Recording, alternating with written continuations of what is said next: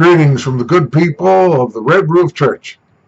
I'm Lee Harder, the senior pastor at St. Paul Lutheran Church in Bulverde, Texas, wishing you God's blessings and much joy at this time of Thanksgiving.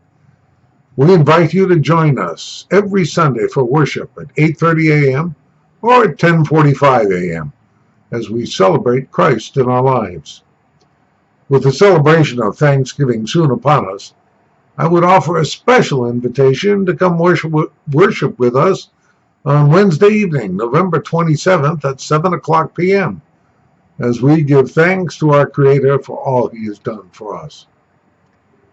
This past week, Karen, my wife, got a picture from someone on Facebook that speaks volumes.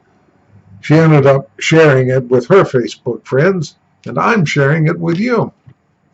It was actually a collage of 4 pictures. The top picture showed the massive crowds that gather along the streets lining a Thanksgiving Day parade.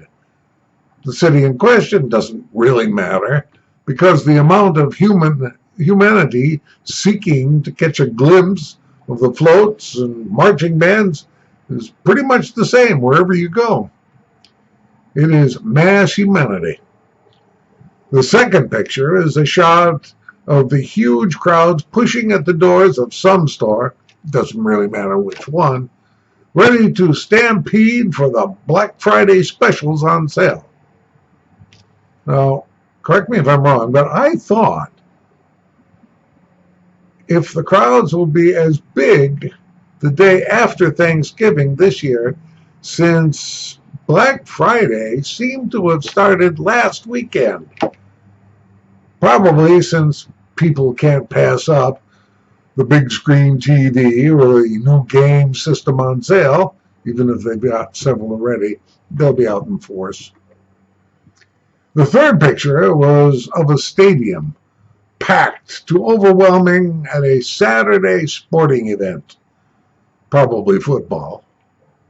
But other sports are drawing their fair share of crowds too.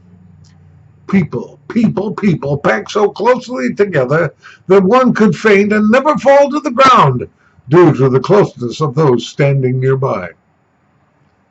Then came the last picture of the collection. It was a picture of a church service. It wasn't difficult to count the people attending because there were so few. You could almost hear the echoes coming from the empty church. It's a sad epitaph on the state of affairs for the church in our world today. According to one of the latest revelations from the Pew Foundation, research indicates that people who consider themselves to be Christian and religious are leaving the church. Every age group is leaving, even if some are doing it more energetically than others, and they are not coming back. Oh, they shuffle around for a while, departing from mainline churches and checking out the non-denominational happy churches, but they are, in the long run, leaving. Apparently, God is too demanding and too restrictive. Similar things happened in the days of Solomon when the people migrated away from God and found a fascination with the pagan gods he imported thanks to his many wives. This went on for the second half of his 41-year reign as king over Israel. In the end, after he died, and his son Rehoboam took over the kingdom, it was divided and ultimately lost as Babylon destroyed the temple and much of Jerusalem, carting off the cream of Jewish society to slavery.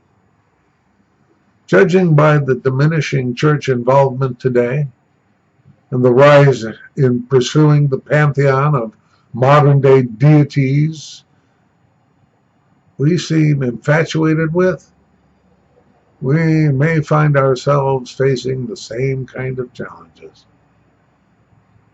As we approach a national day of Thanksgiving, it might be the right time to remember the God who loves us, who died for us, and seeks nothing less than to spend eternity with us.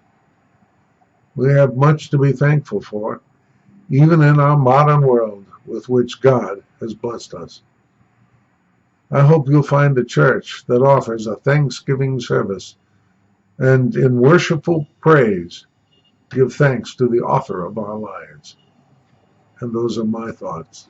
God bless, and see you in church.